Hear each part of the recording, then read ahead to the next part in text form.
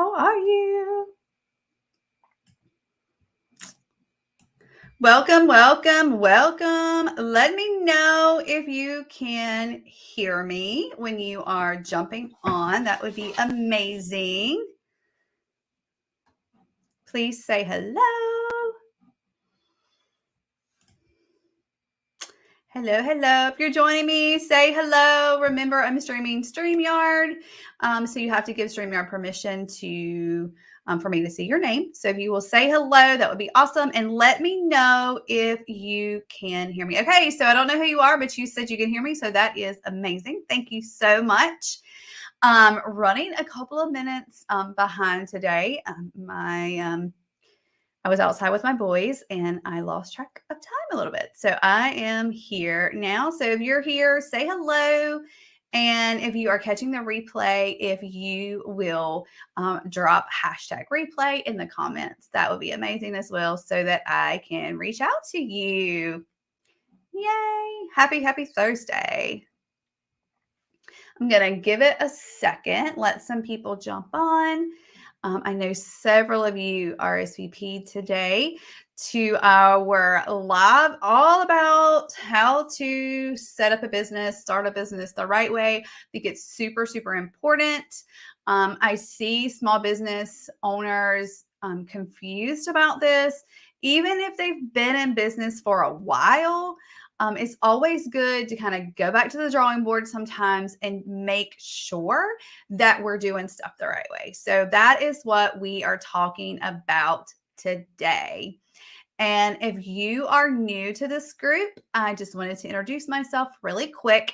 My name is Stephanie Manley, and I am a proactive bookkeeper and profit strategist. That means that I am here to help you with everything business finance related. So all the way from learning about your business, how to start it, through the bookkeeping process, taxes, like everything that deals with money.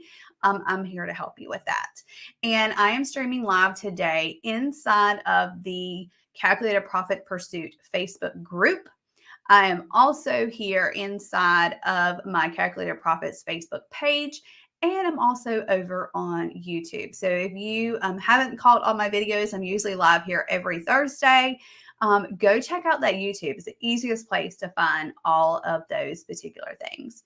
So I'm just going to jump in really quick. So today's live is all about the 10 steps to starting your business the right way.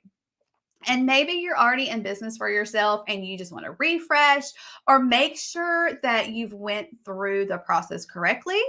Or maybe you're completely new to business and you have no idea where to start.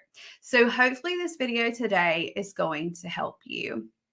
I noticed that sometimes with accounting clients, tax clients, they may have gotten a letter and they start digging into their books and we realize right off the bat that they went from being I want to be a business owner and just jumping right in, but they didn't go through the steps to make sure they were set up properly.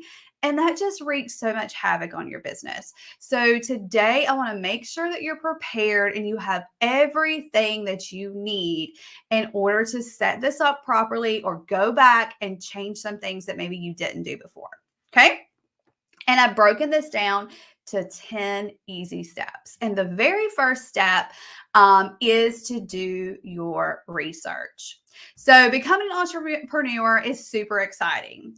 So maybe right now you're in a 9 to 5 and you really enjoy your job, but you think, hey, like, why am I working for this guy when I can do it on my own and make more money? Well, first, I want to tell you that that's not always true. But second, if you decide that you're wanting to take that leap, and let me tell you, for me personally, it was amazing. It's the greatest thing ever. I want you to do your research because becoming an entrepreneur, becoming a business owner is very, very different than being an employee, even if it's in the same type of industry. Okay. So, maybe you are working as a VA right now under someone else, and you decide, I want to go and open my own virtual assistant business. And that's great. And I'm all for more entrepreneurs, but I want you to understand you're going to be doing a lot more things and a lot of different things than what you're doing right now. Okay. So take a gut check with yourself. I'm all about gut checks, and ask yourself, am I really ready for all the new things? Or do I just really love what I'm doing and I just want to make money for myself? Okay. So kind of think about those things. The other thing in research that I want you to think about is I want you to make sure whatever you decide to do is going to make you happy, because that's the most important thing. So you can start a job and you can make bukudos of money. But at the end of the day, if it doesn't make you happy, you're going to be incredibly miserable. And who wants to be miserable, right? I mean, have tons of money in the bank, but you're miserable. I would rather have a lot less money in the bank personally and be happy. So I want you to think about those things, okay? Think about, how is it going to make me feel doing this particular thing? All right. And then I also want you to think about, maybe you're starting a business from scratch because you've come up with this grand idea and you want to offer a product or you want to offer a service to your clients. Well, it may be amazing to you, but I want you to do your research, do some market research, and make sure other people need that service or other people need that particular product, because you could spin your wheels doing all the things, getting this product ready to launch, the service ready to launch, and then nobody buys it because you didn't do your research. So make sure that you do your research on every type of business that you may go into. All right. So step one, remember again, is to do your research. If you have any questions as we're going through this, please pop them in the comments. And again, reminder, StreamYard, we're live through StreamYard today. So you have to give permission to StreamYard for me to see your name. If not, it'll just say Facebook user, and that's okay too. I'll look at who it is later. Okay, so ask any questions as we go. All right, so step two. So first step was to do your research. I want you to do that first, and try not to skip these steps. It may seem like, oh, I got this, right? But I really want you to follow through with the steps and really pay attention to these. Step two is to make a plan. Okay. And when I'm talking here, I'm not talking about this fancy 50-page business plan. That is not necessary. Okay. I mean, you can scratch it down, grab a napkin out of your glove box if you need to, but make a plan. Here's some things to think about. So think about whether or not you're going to need a brick and mortar location for your new business. Or are you going to work from home? If you hire employees, are you familiar with HR laws? Because that's super important. Is there any equipment that you know you're going to need right from the start? During this time period of making a plan, you've already made the decision that you're going to go into business for yourself. And I highly recommend that you open up a post office box. All right, I know that sounds silly, but here's the thing, especially if you are working from home, do you really want your home address out there for the whole world to see? Okay. Personally, I don't. I have a post office box. Okay. And my post office box is actually like at a UPS store. Therefore, I have a physical mailing address as well. All right. So this is a great place to keep a great way, to keep your business and your personal things separate, because remember, I am all about that. Okay. And that way too, you have a little box somewhere. It costs you a little bit of money. Get the smallest box they have, because you're probably not going to get too much mail, right? Get the smallest box they have. You have a physical address outside of your home, and you have a business address, right? Super important. I'm curious if those of you who are watching, do you do that? Do you give out your home address? Like, tell me, what do you do? Or maybe you have a brick and mortar location. So I'm curious. Drop that in the comments. I'd love to know that. So one was do your research. Two is make a plan. So the plan is going to entail, what are some things you're going to need? Equipment, a place to do business. Are you hiring employees? What does all of that mean? Those are all things that you really need to consider. And then step 3, which of course is one of my favorite steps, is I need you to plan your finances. Businesses fail all the time because they do not properly plan their finances. And a good rule of thumb is starting any business is to think about your expenses for the first 12 months that you're going to be in business. Things like rent, utilities, advertising, marketing, payroll, all those things. If your business is a restaurant that you're opening and you don't know the cost of goods you need up front, it's going to be really hard to get started. You need to know what these amounts are and what different supplies cost. So again, back to step 1, do your research. You also need to make a decision whether or not you're going to quit your 9-to-5 job to start your business. In this case, you need to replace that income to pay your personal bills. So get your spreadsheet out. Yes, love my spreadsheets.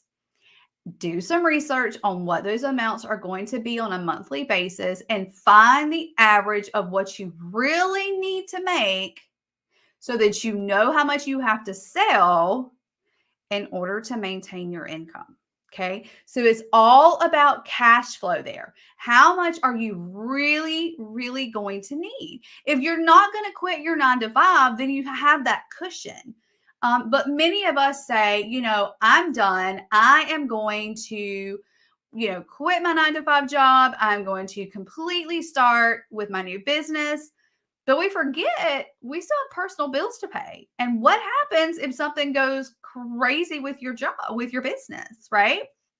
What happens if you open up a shop and it floods? You have a flood in the building. Well, then you can't make any money, but you still have bills to pay. What are you going to do? So, in this step in planning your finances, I want you, as part of making a plan too, is I want you to think worst case scenario. Put yourself in worst case. My husband picks on me all the time because I'm a worst case scenario girl all the time. Okay. I guess I'm a pessimist, maybe not an optimist. I don't know. But I always plan for the worst case. I hope for the best, but plan for the worst, right? That is what I need you to do when you start a business, right? All right. I have some comments. So let's see what I have. To open a PO box, do you just need to go to the local post office and say, I want to open a PO box? So yes, that's all you have to do. Go to your post office and say, hey, I need to open up a post office box. And what is your smallest? If you want the little small one, I don't know if you can tell. I mean, like teeny weeny. That's all you need. Smallest one, and then you have post office box. Now, for me, I wanted a physical address, right? For packages. That was the main purpose for me, was packages. And also there are some sites that I have that require a physical address. They will not allow a post office box. So in those cases, I had to have physical. And that's why I went to my local UPS store that has mailboxes inside of it. So I have a actual physical street address. I hope that helps you. If that helps, let me know. I don't know who you are off the top of my head here because it says Facebook user, but let me know if that helps. All right, so I'm going to move into step 4. And step 4 is to choose your business structure. Oh my goodness, this is such a biggie. Such a biggie. So you've done your research, you've planned your finances, you know now that you're definitely wanting to become an entrepreneur. Okay, you've already done all that. There's so many options for you as far as your business structure or your entity type. And this is where I see a lot of people mess up. So for the first one, which is probably the easiest, most people choose is to be just a sole proprietor. Sole prop, solopreneur, however you want to word it. Okay. I hear it all different ways. And that simply means that you're doing business for yourself. There's no corporate veil over anything. You're just doing business as whatever your name is. So for me, I would be Stephanie Manley doing business as whatever. Okay. That's how that would work. Okay. And most people go this route. I didn't say I recommended it. I said most people go this route because it's the easiest. Okay. Your other option as a business entity is doing a limited liability corporation, which is also known as a LLC. And these are becoming more and more popular because you have that corporate veil of protection in case something were to happen in your business. Someone cannot sue you for your personal assets. And as a side note, I'm not an attorney. This is just my understanding of an LLC. Please consult with an attorney. Don't take my word for it, right? Hashtag not an attorney. And the great thing about an LLC is that you do have that corporate veil of protection.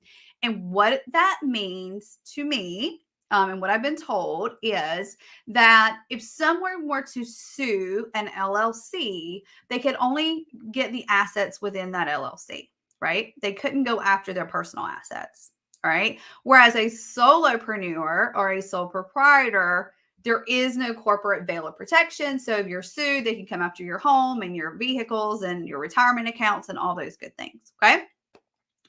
But there's a few problems with those of you who have an LLC but don't really understand how to run one. All right. And I want to talk to you about that here in a second. But you have a solopreneur or sole proprietor. Then the second is an LLC, and you're just a single member of that LLC. Okay. And the third type of business entity is a corporation. With these, you have so many different tax implications. So with a corporation, you can be a C Corp, you can become an S Corp, and all of these have different rules and regulations around them. Okay. Also, an LLC can be taxed as either a sole proprietor, or it can be taxed as an S Corp if it only has one member. An LLC with multiple members can be taxed as an S Corp, or it can be taxed as a partnership. And all of that comes into how you register your business. Okay. You don't just say, oh, this is what I want to do. And that's great, but you have to file the appropriate papers in order for that to happen. Okay. So going back to that corporate veil of protection, and I feel that that's super, super important that I talk with you about this, is you can go through all the steps to become an LLC or to become an S Corp or a C Corp. But if your books, your accounting, your bookkeeping, the way that you run the finances of your business does not dictate that you are running it as such an LLC, S Corp, C Corp, guess what? Your corporate veil of protection is gone. It doesn't exist. You might as well have never incorporated your business to begin with, because you're not running it as an LLC. You just went and got a stamp on your business per se, but you're not doing anything with it. You're not running it properly. And when I say properly, I mean, guys, if you are an LLC and you are mixing business and personal expenses together like it's nothing, your corporate veil of protection has so many holes in it, it's crazy, right? I look at it as an umbrella. This is your corporate veil of protection. It's the umbrella over all of your assets. Well, if you go and you pay your mortgage out of your business account, well, there's a hole, right? If you go and you decide that you want to buy groceries in your business account, guess what? There's another hole. Do you see how that can become an issue? So please be careful with that. If you haven't been running it the right way, start today. Don't just say, well, forget it. I've messed up so far. I'm just going to keep running with it. Just start today. Make a note in your corporate notebook that, oh my goodness, I have been running this wrong all this time. I had no clue what I was doing. But today I watched a video and I now know how to run my LLC the way it's supposed to be run, or my C Corp, S Corp, whatever it is. And starting today, I'm going to do better. Okay. So please, please, please, please. And if you have any questions, reach out to me. That is what I'm here for. I want you to understand this because I want you to be successful. I love entrepreneurship and I want you to love it too. But I also want to make sure that things are set up properly and that you are doing things the right way so that you can see the benefits of all your hard work. Okay. Any questions, pop them in the comments here. And I'm actually going to check the comments before I move to the next one. Someone says my products will be ordered from overseas and I will be receiving packages. Do you think it will be best to receive my product in a PO box or a home address? All right. So if you're ordering items, maybe you're ordering items to do something with and then resell, maybe. I don't know. Give me a little bit more on that. It's important that your customers see a PO box. So if you're ordering like from Amazon or whatever, wherever you're ordering from, and it's coming to you, well, I mean, no one, your customers don't see that, right? So that's a little different. But the address that's out for everyone to see should never be your home address. That's my personal opinion. Okay. So hopefully that helps you. All right. Step 5 is to choose and register a business name. So you've decided on the structure, what kind of business it is. Now it's time to pick the name. And you may already know the name. Okay. But you need to pick and register your business name. And I want you to think about 3 different business names for your company. If you're going to file an LLC or a corporation, there are limited number of ways that you can do that. So for example, I am Calculated Profits, and there can only be one Calculated Profits in the state of Georgia. Okay. And that's why I tell you to pick 3 names. So a couple of different things you can do with that. You can drop an S, right? If you really like a name, drop an S, add an S, add, by Stephanie or whatever you need to do to make it where it'll work. But I don't want you to keep going back to the drawing board. And you don't have to go back to the drawing board every time. Just because of Calculated Profits for me was already picked doesn't mean that I have to do something completely different. It just means that I might have to change a letter or add a word. Okay. But you only have to do that if you're going to be a registered entity, LLC, S Corp, C Corp. If you are a sole proprietor, you really don't have to go through this process because you're going to be your name doing business as your business name. Okay, hope that helps for you there. So you need to register. So you need to go in. If you are going to do an LLC, you need to register that with your Secretary of State. It is a process. Every state is different. Every state has different regulations of the forms that you need. You're going to need an operating agreement, all types of things. And then every state also has different fees. But typically, you're going to pay a fee when you register. And then you're going to pay a fee every single year to renew. And that's super important because if you don't renew every year, pay that renewal fee, which is usually not that expensive, they will dissolve your entity. And there goes all your hard work again. Okay. So step 6 is after you have done that, you have got your number back from the Secretary of State. Now it's time to go and get your identification numbers. And the first thing that you're going to need is a federal tax ID number. And I recommend this for anyone who is in business, even if you're just selling makeup online or you just have a small boutique and you have a sole proprietorship. Okay. The reason for this is that you don't have to give out your Social Security number to other people who may pay you and be required to give you a 1099 at the end of the year. Because remember, 600 or more, they have to give you a 1099. And personally, I don't like giving out my Social Security number to anyone. Okay. Make note though, if you're a solopreneur and you've been in business before, maybe you've owned a business 5 years ago, 6 years ago, and you shut that business down, and now you're wanting to open a new business, your federal ID number will remain the same, but you need to call the IRS and actually get a new code for your business. So every type of business has a specific code. So if you're a boutique, the IRS looks at you as a specific type of boutique code. And then maybe you want to open up a restaurant, but you still want to be a solopreneur. Then you need to call and say, hey, I had a boutique, I've closed that, and now I want to open up a restaurant. So I need you to change the code for my federal ID number. That's only if you're a solopreneur, not if you're an LLC, C Corp, S Corp. All of those will have its own individual federal ID number. And if you can hear my puppy, I am so sorry, but my door is closed to my office as I record, and he's sitting at the door whining because he wants to come in with mommy. So sorry. But after you get this federal ID number, then we can move on to state numbers. So if you're going to do an LLC, it's important to be registered first, then do your federal ID, and then move into the state. Okay.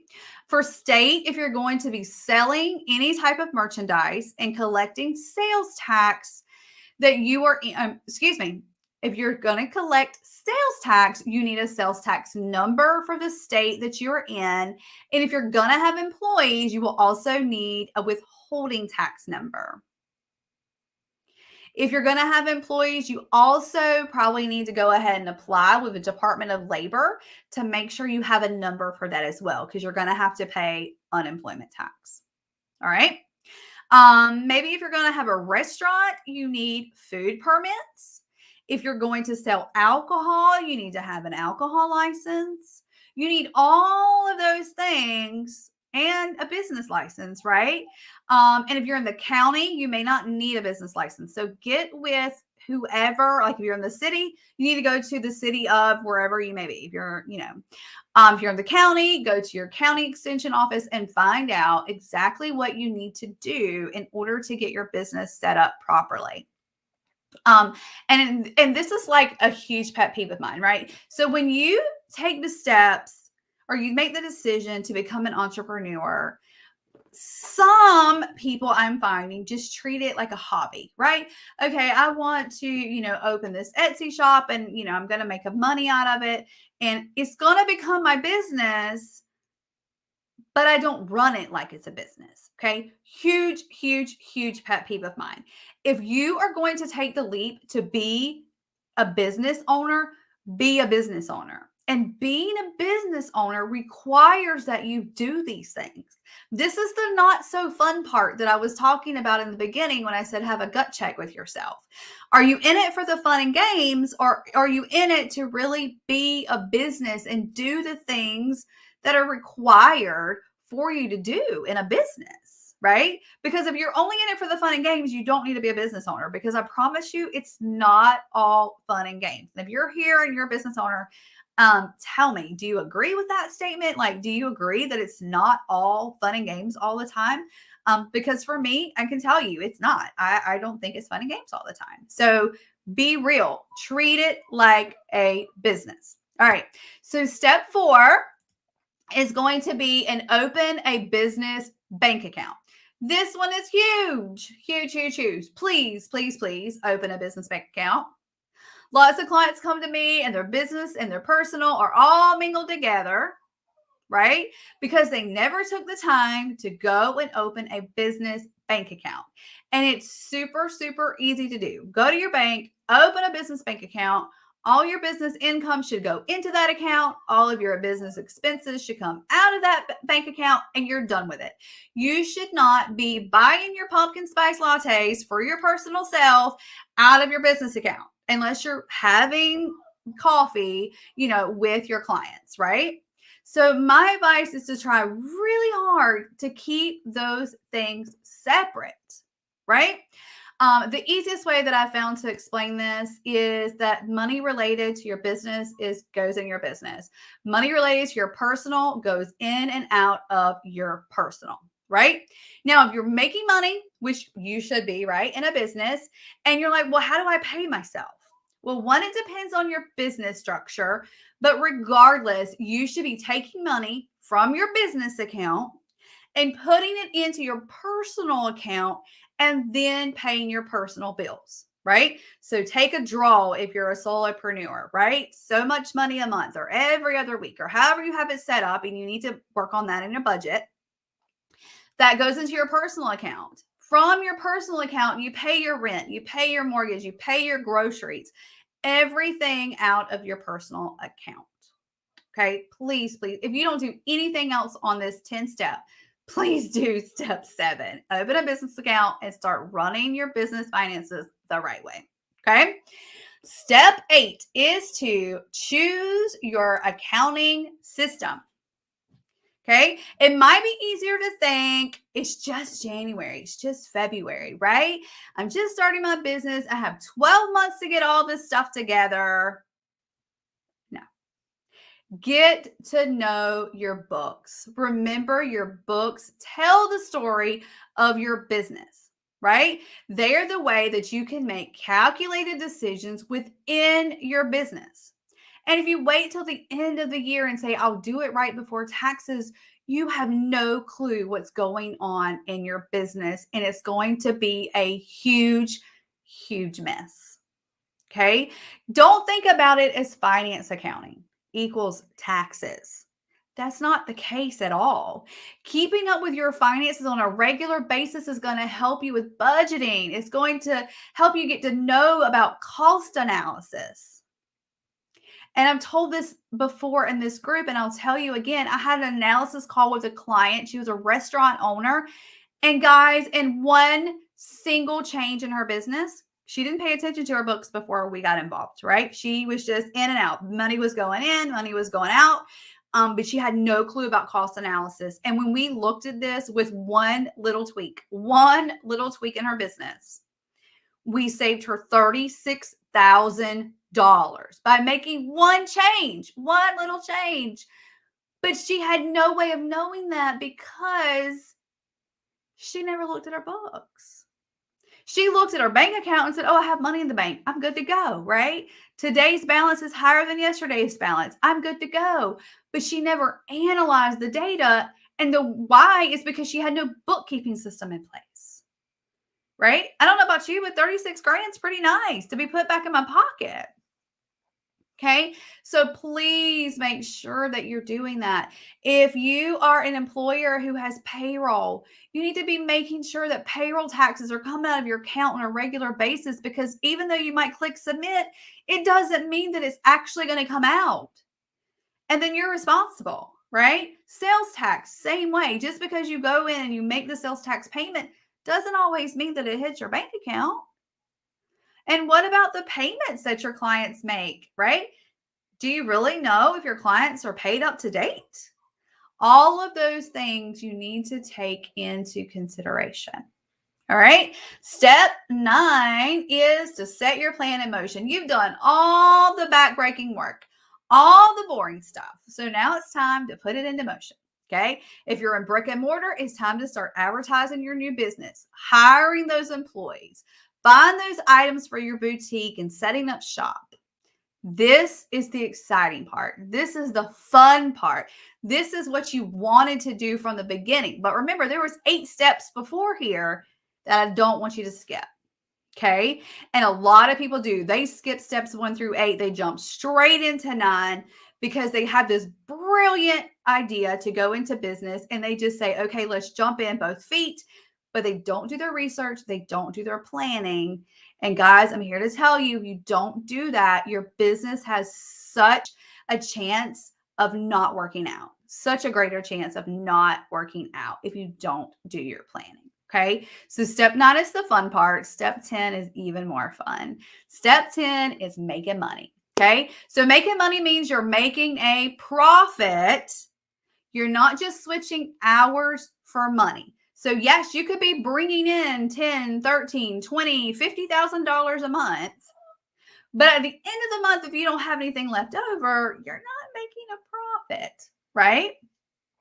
So now is the time to make money and be happy and really thrive as an entrepreneur. But you don't know if you're profitable unless you have a bookkeeping plan in place and you are analyzing your data on a regular basis. A comment here. I'm starting my business. Do I need to register my business and obtain license? Let's see. I'm still trying to read this here.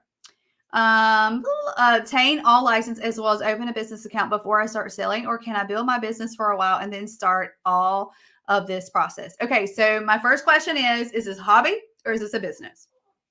Because if it's a business, you need to start off the right way. This is what happens. We decide that we want to become a business, and we're ready to get started. Like our wheels are in motion. The light bulb has went off. We want to do these things. And steps 1 through 8 are going to take time. And I don't want to take this time, right? I get it. I've been there. But what happens if you start this business? My dog is howling. I'm so sorry. If you start this business and it really starts picking up and you have all this momentum and you're going and you're growing and you're growing, you're not going to stop and go back and do 1 through 8, right? Or if you do, maybe you're going to have to completely change the name of your business because now you want to register as an LLC and you can't with that name because somebody else already has it. Okay. I just recently had that happen to another business owner. That was a nightmare, a complete nightmare. New website, new signage, new everything. Right. So, can you? Absolutely, you can. Should you? Absolutely, you should not. You should follow steps 1 through 8. And again, it says Facebook user. So maybe on StreamYard, I don't know who you are, but I will look as soon as I'm done. And if you have any more questions, please reach out, send me a DM. Be glad to help you with these things.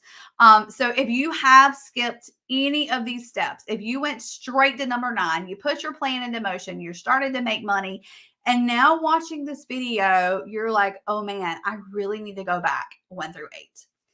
Reach out, send me a message. Let's chat about what can be done now to fix the problem. Okay. Everything's fixable, right? Everything is fixable. We can figure this out. Okay. Any questions, don't hesitate to drop them here in the comments below. Shoot me a DM if it's something just specific to you that you want me to help with. Be glad to help you with that as well. And I appreciate you staying with me. I'm at 36 minutes. I'm sorry. This is a very, very, very, very big topic for me because I see so many business owners get in a pickle about this. They get in a mess and they're going backwards. And I don't want you to go backwards. I want you to set the plan in place in the beginning and do it right. Okay. Questions, reach out, and I will see you guys hopefully next week inside of this group. And then also, if you want this written up, I also do a blog on this every week. So when I go live, I have a blog. You can head on over to the calculatedprofits.com website, click on the blog there at the top, and it will have everything for you in written format. So you can just check the boxes as you go through the steps in setting up your business. And while you're there, if you want to book a consultation with me so we can talk about your business bookkeeping, I would love that. Just click book a consultation at the top. Have an amazing rest of your Thursday and a terrific weekend. See you next time. Bye, guys.